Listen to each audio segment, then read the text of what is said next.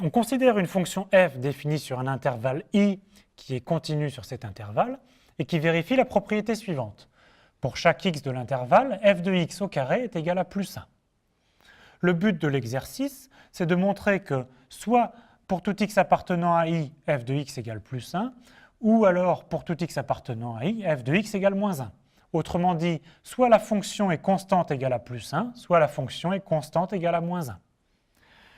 Alors, on commence par remarquer la chose suivante, c'est-à-dire que si on fixe un nombre x dans notre intervalle, alors par la proposition qui est de la définition, on sait que f de x au carré est égal à plus 1. Donc pour f de x, on a deux possibilités. Soit f de x est égal à plus 1, ou alors f de x est égal à moins 1. Mais ceci ne résout pas du tout notre problème. On a montré que f de x prend la valeur soit plus 1, soit moins 1, mais on n'a pas montré que f de x était constante égale à plus 1, ou bien f de x constante égale à moins 1. Alors, maintenant, on va raisonner par l'absurde. On va supposer que notre conclusion est fausse. Alors, on va nier cette assertion. Alors, qu'est-ce que ça donne la négation? Donc, on suppose que la proposition pour tout x appartenant à i, f de x égale plus 1 est quelque chose de faux. Et la négation de ou, c'est donc un et on suppose aussi que pour tout x appartenant à i, f de x égale moins 1, c'est aussi une assertion fausse. Qu'est-ce que ça nous donne? Qu'est-ce que ça veut dire pour tout x appartenant à i, f de x égale plus 1 est une assertion fausse? Ben, ça veut dire qu'il existe une valeur qui n'est pas 1. Donc il existe x1 appartenant à i tel que f de x1 n'est pas la valeur plus 1.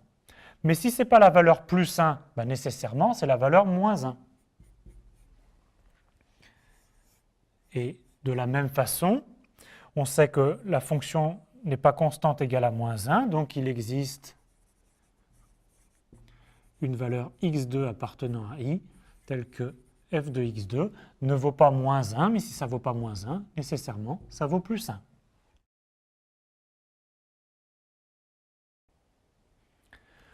On a donc trouvé x1 et x2 dans notre intervalle i, tel que f de x1 est égal à moins 1 et f de x2 est égal à plus 1.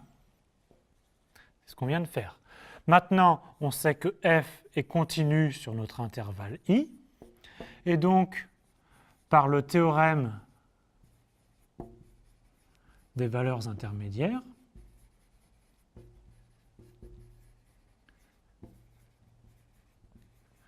on sait que toute valeur prise entre moins 1 et plus 1 est atteinte.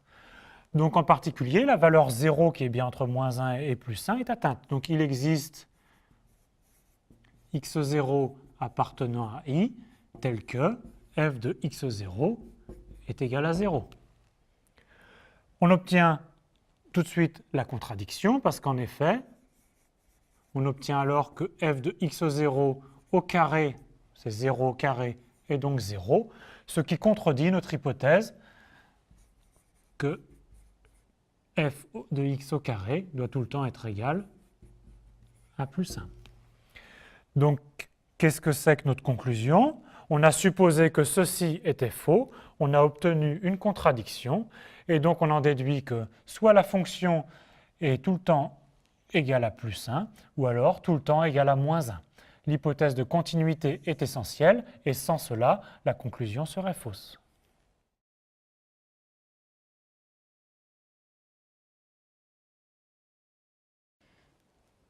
Dans cet exercice, on a utilisé la version suivante du théorème des valeurs intermédiaires.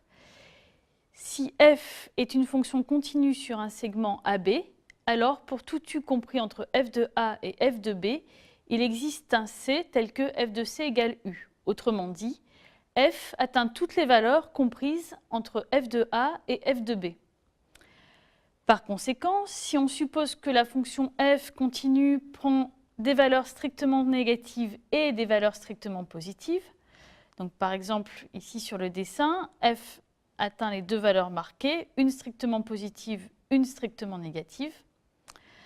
Alors, puisque f est continu, le graphe de f entre ces deux points doit être tracé sans lever le crayon. Et si on cherche à relier les deux points sans lever le crayon, nécessairement, on doit traverser l'axe des x, ce qui donne un petit c tel que f de c égale 0.